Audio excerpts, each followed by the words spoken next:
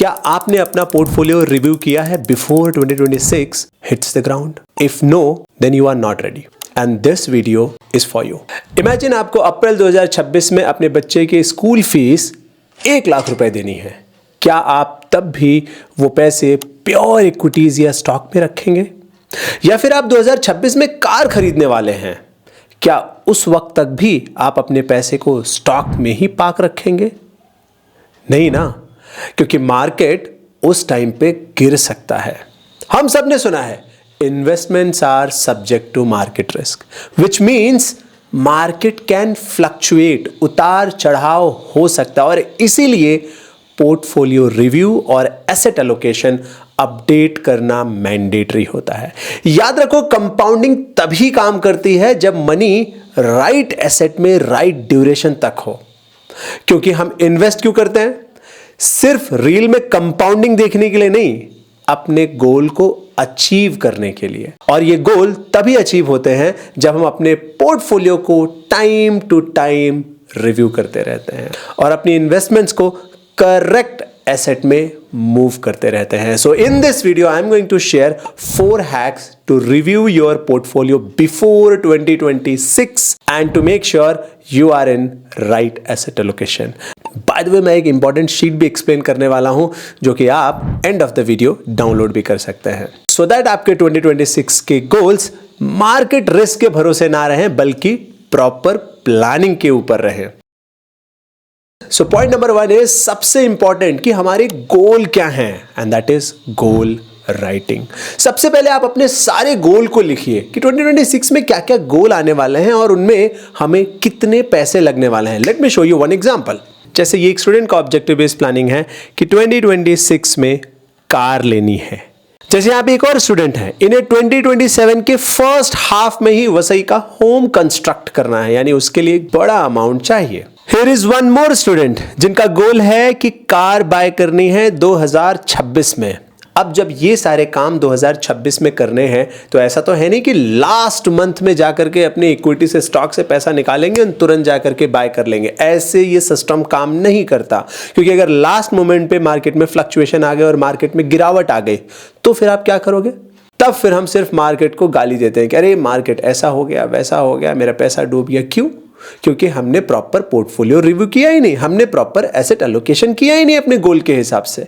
याद रखो, ट्रेन कितनी भी फास्ट जाए, अगर आपका डेस्टिनेशन आने वाला होता है तो आप थोड़ा पहले प्रिपरेशन करके गेट पे तैयार रहते हो। जैसे ट्रेन रुकती है आप उतर जाते हो। अब ऐसा क्यों हम करते हैं? क्योंकि हमारा गोल आ गया। ट्रेन कितनी भी आगे चली जाए, कितना भी फास्ट जाए, हमारा गोल आ गया तो हम उतर जाएंगे। बिल्कुल वैसे ही आपके एसेट के साथ भी होना चाहिए। थॉट प्रोसेस एकदम क्लियर रखो, वरना रील्स देख देख के हम यही सोचते हैं थोड़ा और फिर मार्केट नीचे आ जाता है और फिर अपने गोल को कंप्लीट करने की बजाय बस पछताने में रह जाते हैं। सो जैसे मैंने आपको ये गोल प्लानिंग दिखाई, बिल्कुल वैसे ही आपको अपना फर्स्ट फेज रफ एक प्लान तैयार करना है एंड कितने खर्चे आएंगे ये आपको नोट करना है। नाउ द पॉइंट नंबर 2 कि ये जो खर्चे आने वाले हैं, इन खर्चों के लिए क्या आपके पास पैसा ऑलरेडी इकट्ठा हो गया है? ये आपको आपका पोर्टफोलियो देखना पड़ेगा कि अच्छा मेरे पास डेट फंड में कितना है, क्योंकि डेट फंड रिलेटिवली काफी सेफर होता है। यानी डेट फंड यानी कि आप उनको फिक्स डिपॉजिट FD के भाई समझो, DF इक्वल टू FD, ऐसा आप उनको भाई समझो। तो अगर डेट फंड में उतना पैसा पड़ा है, दैट मीन्स आप एकदम वेल प्लान करके बैठे हो। जैसे ये एक स्टूडेंट है, इन्हें होम कंस्ट्रक्शन के लिए बड़ा अमाउंट चाहिए, तो what he is doing. So आप यहाँ पे देख सकते हो कि he is investing 80,000 rupees per month in pure debt fund, not small cap and large cap but pure debt fund, क्योंकि इनको इस पैसे की जरूरत लगेगी दिसंबर 2026 या फिर जनवरी फरवरी ऑफ 2027, ताकि ये घर कंस्ट्रक्शन का इनका पैसा इकट्ठा हो जाए। So here is one more student जिनके बेटे का नेक्स्ट ईयर का इंजीनियरिंग का फीस आने वाला है लगभग 5 लाख रुपए। अब ये तो ऐसा होगा नहीं कि लास्ट मोमेंट पे अचानक से 5 लाख रुपए प्रकट हो जाएंगे। भाई 1-2 लाख रुपए भी सैलरी होती है ना, तो भी 5 लाख रुपए इकट्ठा करना बहुत मुश्किल होता है। लेट्स से आपकी 2 लाख रुपए भी सैलरी है, आपको लग रहा है कि मैं अफोर्ड कर सकता हूं, बट वो 5 लाख रुपए जब इकट्ठा भरने आता है ना, तो क्या 2-3 महीने की सैलरी इकट्ठा दे दोगे? वहां पे 2-3 महीने कुछ खाएंगे पिएंगे नहीं क्या? तो सिर्फ अफोर्ड के बारे में मत सोचो, because afford plus planning will give you an edge, will give you an opportunity to create long term wealth. तो अब इनको 5 लाख रुपए ये चाहिए इंजीनियरिंग फीस भरने के लिए, तो ये कहां से आएंगे? Again, let me give you example. So he is also investing again in a bond or a debt fund which is 50,000 rupees per month. क्यों? क्योंकि 12 महीने 50,000 यानी लगभग 6 लाख रुपए इकट्ठा हो जाएंगे फीस देने के लिए. And this is how you manage your goal and your investment. But इसके लिए सबसे पहले गोल तो पता होना चाहिए. गोल ही नहीं होगा तो कैसे पोर्टफोलियो को अलाइन करेंगे? So this is very very very important point. Once your goal is aligned, once your input is aligned, let's say आपको ये समझ में आए कि मेरा जितना गोल आने वाला है उसके लिए ऑलरेडी मेरे पास डेट फंड में या फिर सेफ पैसे रखे हुए हैं, यानी आपको ये समझ में आ रहा है कि आप एग्रेसिव जा सकते हो. आपको अगर अपने पोर्टफोलियो में डेट फंड कम करना है तो आप डेट फंड कम भी कर सकते हैं. एंड जिनको एग्रेसिव ग्रोथ चाहिए होता है लॉन्गर होराइजन के लिए, 3 साल 5 साल के बाद पैसा चाहिए होता है, वो इक्विटी हैवी रखते हैं, यानी large cap, mid cap, small cap ऐसा रखते हैं. So once you are clear with your goal, goal पे आप असाइन करोगे कि यस उतना पैसा है मेरे पास तो great, you can go aggressive. अगर उतना पैसा नहीं है तो आप अपने डेट फंड को बढ़ाते हो. Now the next point, once you are clear कि कितना डेट होना चाहिए, कितना इक्विटी होना चाहिए. बाय द वे, अगर आप इसको गोल से नहीं अलाइन कर पा रहे हो, मान लो आपका कोई गोल ही नहीं है, आपका सारा गोल 5 साल 7 साल बाद आने वाला है, तो आप अपने रिस्क के बेसिस पे इक्विटी एंड डेट डिफाइन कर सकते हो और इसी को एसेट एलोकेशन कहते हैं. और ये एसेट एलोकेशन सेंट्रल बैंक से लेकर के, पर्सनल फाइनेंस से लेकर के, म्यूचुअल फंड हाउसेस से लेकर के सब लोग करते हैं. Late me give you all the examples. जैसे एग्जांपल के लिए पोलैंड का सेंट्रल बैंक ये कह रहा है कि हमारा टोटल एसेट जितना है उसका 30% हम गोल्ड में रखेंगे. अब सोचो ये सेंट्रल बैंक कह रहा है कि भाई गोल्ड कितना ऊपर जाएगा नीचे जाएगा उससे लेना देना नहीं है, बट मेरे पोर्टफोलियो का 30% गोल्ड में होना चाहिए. Let me give you one more beautiful example. And the second example is Mr. Nikhil Kamat, जिनका अभी एलन मस्क के साथ पॉडकास्ट बहुत वायरल हो रहा है. वो भी अपने पोर्टफोलियो का एसेट एलोकेशन एकदम नीट एंड क्लीन रखते हैं. What he declared is just 40% allocation in equity. तो इनका एलोकेशन स्ट्रैटेजी अलग है. कई बार 50% इक्विटी, 50% डेट, कई बार some part equity, some part debt and some part in gold also. गलत एसेट एलोकेशन की वजह से लोग 10-10 साल तक इन्वेस्ट करने के बावजूद भी गोल मिस कर देते हैं. सो इस तरीके से आप अपने पोर्टफोलियो का एसेट एलोकेशन करते हो, बट कौन से बेसिस पे? गोल के बेसिस पे. अगर गोल बहुत दूर है तब आप रिस्क की एलोकेशन कर सकते हो based on your risk taking capacity and age. Let me give you a chart जो आपको हेल्प करेगा आपके एसेट एलोकेशन बनाने में. बट उसके पहले let me show you mutual fund किस तरीके से अपना एसेट एलोकेशन करते हैं. जैसे ये एक फंड है HDFC बैलेंस एडवांटेज फंड. अगर इसमें नीचे स्क्रॉल करेंगे तो आपको दिखेगा. So 67% is in equity and 27% in debt, other में 5% है. तो इस तरीके से हर फंड का, हर म्यूचुअल फंड का, हर पर्सन का, एक कॉन्शियस पर्सन का अपना एक एसेट एलोकेशन होता है. अब मैं आपको एक चार्ट दिखाने वाला हूं जिसके बेस पे आप अपना एसेट एलोकेशन डिफाइन कर सकते हो. So here is the asset allocation sheet. अगर आप बिलो 30 हो एंड आपके आने वाले 5 साल में कोई गोल नहीं है ना, तो आप हाईली एग्रेसिव भी जा सकते हो. जैसे मैंने यहाँ पे एक सिंपल एग्जांपल बताया कि आप 90% तक इक्विटी जा सकते हो, सिर्फ 10% तक डेट भी रख सकते हो क्योंकि वैसे भी आपको 4-5 साल पैसे की जरूरत नहीं है. एंड गोल्ड आप 0 भी रख सकते हो. It's up to you. Again it's up to you. That's why we call this as a personal finance. आपके ऊपर निर्भर करता है. तो अगर आप एग्रेसिव हो, आप चाहते हो कि यस मेरा 5 साल कोई गोल ही नहीं हो, 40 की एज में हो, तो भी आप 75% इक्विटी रख सकते हो, मे बी 20% डेट रख सकते हो एंड 5% गोल्ड रख सकते हो. लेट्स से आप कंजर्वेटिव जाना चाहते हो कि भाई मैं कंजर्वेटिव रहना चाहता हूं, वैसे भी मेरे 2-3 साल में बड़े गोल आने वाले हैं, बच्चे की फीस भरनी है या मुझे कार का डाउन पेमेंट करना है या कुछ और काम, तो फिर आप शायद 50% इक्विटी, 40% डेट, 10% गोल्ड, ये स्ट्रेटेजी आप ले सकते हो. सो आपको डिसाइड करना है. That's why we call this as a personal finance. आपको डिसाइड करना है कि आपको कौन सी स्ट्रेटजी फॉलो करनी है. हमने यहाँ पे एक रेफरेंस नंबर दिया है बेस्ड ऑन द एज, जिसके बेस पे आप अपनी स्ट्रेटजी बना सकते हो कि कितना गोल्ड रखना है, कितना इक्विटी रखना है, कितना डेट रखना है, या फिर अगर आपका कॉर्पस बहुत बड़ा है और आप रियल स्टेट का एक सेगमेंट रखना चाहते हो तो of course you can add real estate also in this and you can expand this sheet. By the way, let's take an example. जैसे मान लो आपको लगा कि मुझे तो 80% इक्विटी रखना है, 20% डेट रखना. अगर आपको ऐसी स्ट्रेटजी बनानी है तो अब इक्विटी के अंदर भी ये डिसीजन लेना होता है कितना लार्ज कैप रखूं, कितना मिड कैप रखूं, कितना स्मॉल कैप रखूं. बाय द वे, सिर्फ रिटर्न देख करके स्मॉल कैप नहीं लेना है, वरना फिर ऐसा लगता है कि सब स्मॉल कैप ही ले लेता हूं ना. ये गलती मत करना क्योंकि मैं थोड़ी देर में इसको एक्सप्लेन करने वाला हूं. चलो एक एग्जाम्पल से लेते हैं 80 और 20.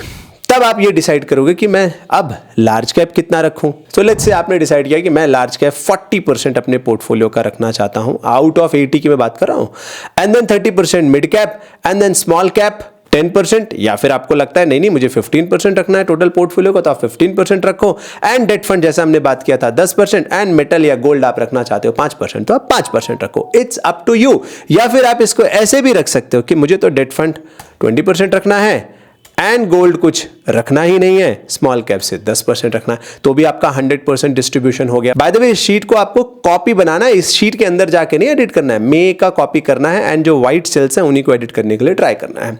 अब मान लो आप इन्वेस्टमेंट करना चाहते हो 40,000 पर मंथ, तो आपका एक डिस्ट्रीब्यूशन मिल जाएगा कि ओके 16,000 मेरा लगभग लार्ज कैप में जाना चाहिए, 12,000 लगभग मेरा फ्लेक्सी कैप या मिड कैप में जाना चाहिए, small cap and so on. ये आपको मालूम पड़ जाएगा।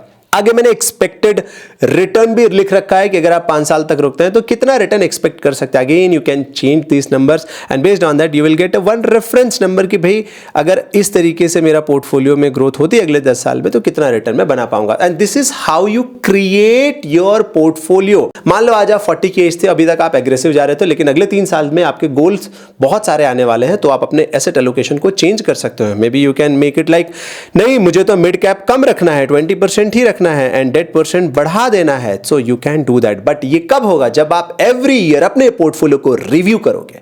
If you just keep your portfolio on Ram भरोसे की बात चलता है देख लेंगे, तब फिर आप लॉन्ग टर्म वेल्थ क्रिएशन नहीं कर पाओगे। That's why before going into the 2026 review your goal, review your portfolio and review your asset allocation. Now let's go into the portfolio segment. Portfolio का मतलब क्या हो गया कि आपके जो इन्वेस्टमेंट्स हैं उसको भी तो एक बार रिव्यू करो। एसेट एलोकेशन तो एक पार्ट हो गया। लेट्स से आप लार्ज कैप में इन्वेस्ट कर रहे थे या फिर लेट्स से आप स्मॉल कैप में इन्वेस्ट कर रहे थे, बट स्मॉल कैप ने लास्ट 1 साल में कैसा परफॉर्म किया है ये भी तो पता होना चाहिए, वरना फिर आप फंड को चेंज कैसे करोगे। इसको भी मैं एग्जांपल से समझाता हूं। मान लो आप में से कोई ऐसा इन्वेस्टर होगा जो बोल रहा होगा कि नहीं स्मॉल कैप में तो ज्यादा रिटर्न बनता है, तो मैं क्या करूंगा, मैं तो मिड कैप कम ले लूंगा एंड स्मॉल कैप जो है वो ज्यादा ले लूंगा ताकि मेरा रिटर्न फ्यूचर में ज्यादा है। ऐसा लोग सोच सकते हैं। अब अगर ये थॉट है तो स्मॉल कैप ने कैसा परफॉर्म किया लास्ट 1 साल में वो भी देखना है। तो चलो एक बार स्मॉल कैप के यूनिवर्स को देखते हैं। तो ये मैं आ गया हूं स्मॉल कैप के पूरे यूनिवर्स में एंड लास्ट 1 साल का रिटर्न देखो आप स्मॉल कैप का। ज्यादातर फंड सारे, मैं तो यहां पे सारे फंड्स का डेटा लेकर के आया हूं। ये देखो सारे फंड ने लगभग नेगेटिव रिटर्न दिया, यानी स्मॉल कैप ने 1 साल में, लास्ट 1 साल में अच्छा रिटर्न नहीं बनाया है। एंड जिन्होंने थोड़ा पॉजिटिव बनाया भी वो भी आधा 1% के आसपास ही, उससे ज्यादा है नहीं। ये देखो 2% 1% क्या होता है। कई बार आदमी को लगता है इससे ज्यादा तो मैं एफडी में बना लेता। एक ही फंड है जो भी न्यू फंड आया उसने 6-7% रिटर्न दिया 1 साल में। इसके लिए थोड़ी लोग स्मॉल कैप में डालते हैं। तो अगर आपको दिख रहा है कि अच्छा मेरे स्मॉल कैप में कम रिटर्न है तो आपको सारे सेगमेंट को रिव्यू करना पड़ेगा। कई बार लोग ऐसा देखते हैं कि अच्छा मेरे स्मॉल कैप में तो 1% रिटर्न आया तो मेरा स्मॉल कैप खराब है, मैं दूसरा ले लूंगा। भाई सारे तो देखो, अगर सभी खराब हैं उसमें आपका फंड, जैसे एग्जांपल के लिए मैं यहां पे बताता हूं, मान लो आपने एक्सिस स्मॉल कैप फंड में इन्वेस्ट किया हुआ है, तो आप इस फंड पे जाइए, लास्ट 1 ईयर का डेटा देखिए। तो लास्ट 1 ईयर में निफ्टी स्मॉल कैप ने -4.8% का रिटर्न दिया है, जबकि आपके फंड ने कम से कम पॉजिटिव 1% का रिटर्न दिया। कैटेगरी एवरेज माइनस में चल रही है, कम से कम आपका फंड पॉजिटिव है, तो आपका फंड अच्छा कर रहा है। इसका मतलब यानी बेंचमार्क से अच्छा कर रहा है, कैटेगरी एवरेज से कर रहा है, तो आप इस फंड के साथ रुक सकते हो। या फिर अगर आपको ये समझ में आ गया, बाय द वे मैं आपको जस्ट हिंट दे रहा हूं, हो सकता है आने वाले 1-2 सालों में स्मॉल कैप में कम रिटर्न बने, तो आप अपने स्मॉल कैप का कंपोजिशन बदल करके mid cap and large cap में शिफ्ट कर सकते। Let me show you this mid cap का डेटा। तो ये मैंने मिड कैप पे क्लिक किया। अब जरा देखते हैं लास्ट 1 साल में मिड कैप ने कैसा परफॉर्म किया है। तो अगर आप देखोगे, नेगेटिव पहले देख लेते हैं, तो सिर्फ 2 फंड हैं जिन्होंने नेगेटिव परफॉर्म किया है, बाकी सारे फंड्स ने पॉजिटिव परफॉर्म किया। इसका मतलब ये हो गया कि मिड कैप ने फार बेटर परफॉर्म किया है as compare to small cap. और ये कई बार मार्केट में होता रहता है, कई बार स्मॉल कैप अच्छा करेंगे, कई बार मिड कैप अच्छा करेंगे, कई बार लार्ज कैप अच्छा करेंगे। इसीलिए पोर्टफोलियो में लार्ज मिड स्मॉल सबका मिक्सचर होता है। कई बार गोल्ड अच्छा करेगा तो ऐसा लगता है काश मैंने सब गोल्ड ही ले लिया होता। ना, सब नहीं लिया होता। पोर्टफोलियो बैलेंस्ड होना चाहिए।